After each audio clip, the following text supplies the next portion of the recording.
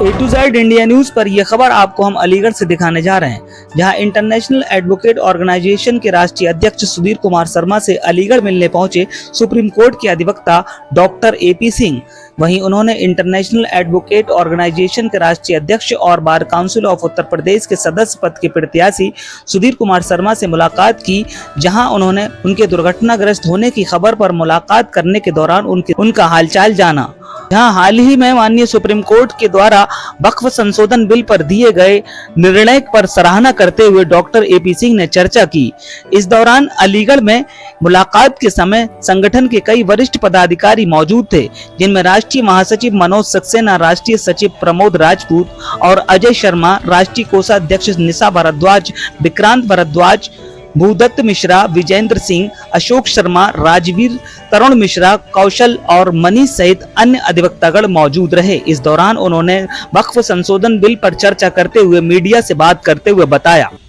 Act के amendment पर परीक्षण लगी हुई थी, उन पर फैसला दिया है, इंटरिम फैसला दिया, महत्वपूर्ण फैसला है। मैं धन्यवाद करता हूँ माननीय सर्वोच्च न्यायालय का बैलेंस फैसला है, जो रेवेन्यू रिकॉर्ड की सेक्शन 3 और 4 थी उसके लिए मान्यता दी है, और साथ में जो वक्फ मेंबर की बात थी उसमें 3 मेंबर अवश्य रहेंगे। हिंदू हो सकते हैं, सिख हो सकते हैं, ईसाई हो सकते हैं उनमें से, क्योंकि अभी तक ये आरोप था और सच्चाई भी थी,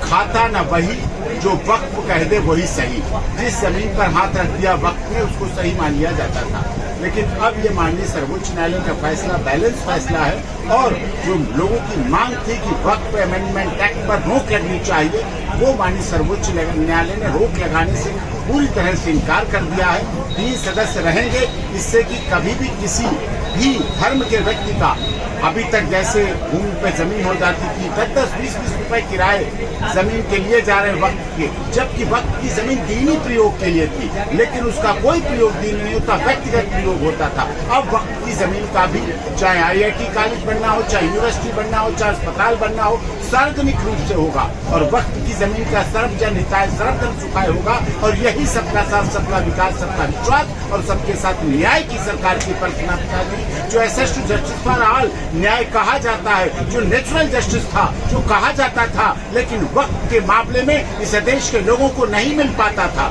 लेकिन आज इस फैसले ने और भारत सरकार के अमेंडमेंट एक्ट बिल ने ये सिद्ध कर दिया है कि अब चाहे रेवेन्यू रिकॉर्ड हो, तहसीलदार हो, कानून को हो, लेखपाल हो, नायब हो, तहसीलदार हो, ADM हो, SDM हो, सिविल कोर्ट हो, अन्य कोर्ट, सुप्रीम कोर्ट हो, सभी रास्ते खुले हैं, सभी फोरम खुले हैं, सभी जगह जा सकते हैं, सभी जगह सुनवाई हो सकती है और सबके साथ न्याय हो सकता है। क्योंकि भारत सरकार ने केवल ये मान के कि हिंदू मुस्लिम एक्ट है, इससे अलग हटके 370 और 35 से भी हटाई थी और ट्रिपल तलाक रिक्वेस्ट किया था, तब भी विपक्षी लोग सवाल उठा रहे थे। आज भी विपक्षी लोगों ने सवाल उठाने का काम किया है, जबकि जगदम्बिका पाल जी के नेतृत्व में जो कमेटी बनी थी उसमें वक्फ कानून पर विस्तृत चर्चा हुई, सभी स्टेक होल्डर को सुना गया और सारा उनका आर्टिकल पे बात हुई और सारी चीजें सामने आई हैं। अब 5 साल वाली सदस्यता का था, उस पर भी रहेगा कि 5 साल सदस्यता होनी ही चाहिए, जिससे ये वो आया, किसी ने कन्वर्जन किया और प्रॉपर्टी के लिए,